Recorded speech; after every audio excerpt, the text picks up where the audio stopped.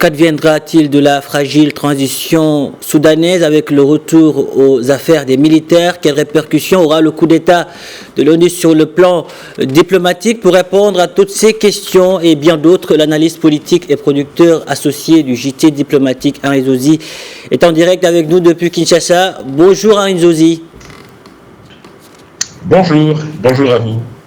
Alors la crise politique qui couvait depuis plusieurs mois au Soudan a fini par déboucher en ce début de semaine sur la prise du pouvoir par les militaires, un scénario, Henri Zozi, qui était inévitable, n'est-ce pas?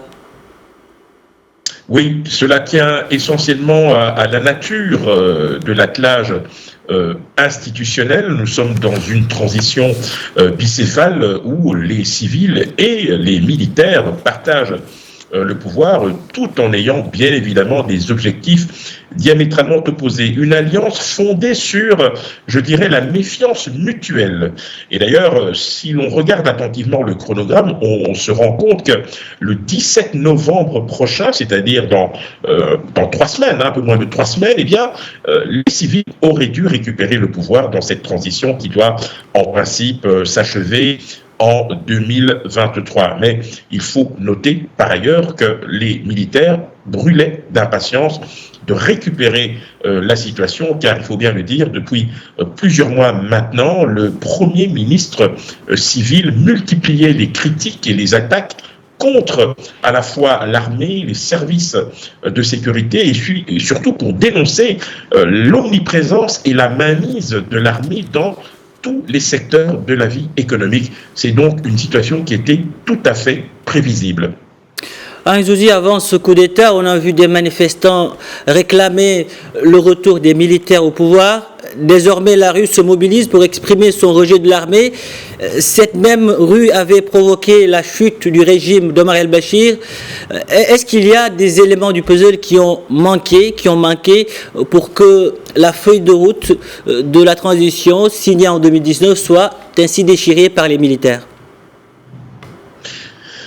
La méfiance mutuelle, ça c'est une première chose. Et puis il faut quand même se souvenir qu'au mois de mars 2019, au moment de la chute d'Omar el-Béchir, il y avait déjà au sein de l'opposition politique, eh bien, ceux qui prônaient un rapprochement avec les militaires, alors qu'une autre partie n'en voulait pas. Et donc, la frange qui a réussi à s'associer aux militaires, et là je pense naturellement aux forces pour la liberté et le changement, se sont attelés progressivement à marginaliser, à ostraciser toutes les autres forces politiques qui n'étaient pas favorables à un dialogue avec les militaires. Aujourd'hui, à la lumière de ce qui s'est passé, eh bien, on peut considérer, sans risque de se tromper, que le FLC a toute sa part de responsabilité dans cette situation, ce qui montre bien la difficulté de mettre ensemble civils et militaires, surtout lorsque, en ligne de mire, il y a le retour à l'ordre constitutionnel qui, par essence, n'a jamais arrangé les jeunes militaires au pouvoir.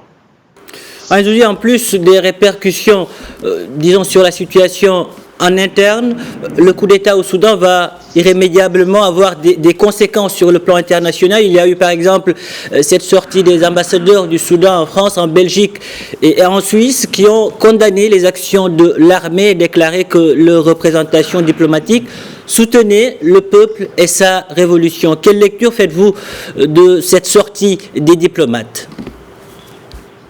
Alors, je dirais qu'elle est un peu précipitée, car il faut quand même se remettre dans le contexte. Alors, un des paradoxes de la situation, c'est que jusqu'ici, le Soudan, bien que sous sanctions américaines, faisait figure de zone de stabilité dans la région, puisque vous avez l'Éthiopie avec le conflit du Tigré, vous avez la Somalie qui n'en finit pas de se désintégrer, et le Soudan était une sorte de pôle de stabilité. Alors, il faut aussi rappeler que cette zone géographique fait l'objet, en tout cas, de convoitises de toutes sortes. Vous avez d'abord le traditionnel affrontement entre les Américains et les Chinois, vous avez les Russes de plus en plus présents qui souhaitent élargir leur zone d'influence, vous avez d'autres acteurs moins avouables et moins visibles, et la Turquie, ainsi que les pays du Golfe qui sont en embuscade, forts de leurs moyens financiers, qui souhaiteraient faire du Soudan, je dirais, une sorte de tête de pont.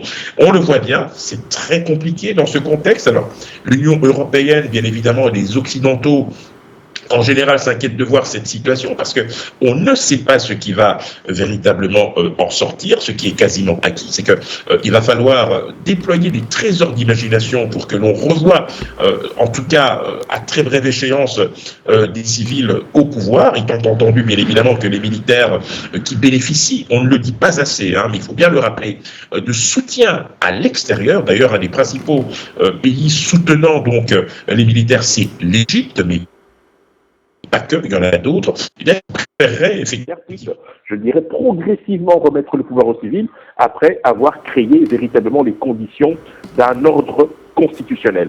Ce n'est pas simple, c'est très compliqué. Le Soudan a sa propre spécificité et l'histoire montre que depuis 40 ans, ce pays a été ponctué de coups d'État qui n'ont jamais véritablement résolu la situation.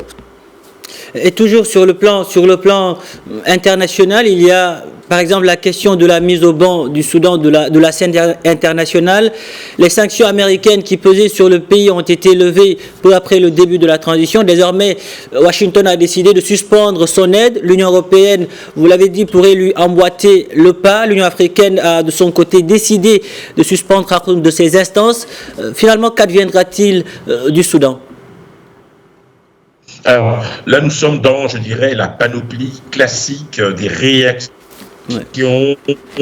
Donner bonne conscience et décréter que le pays est suspendu, que l'on revenir aux sanctions, c'est normal.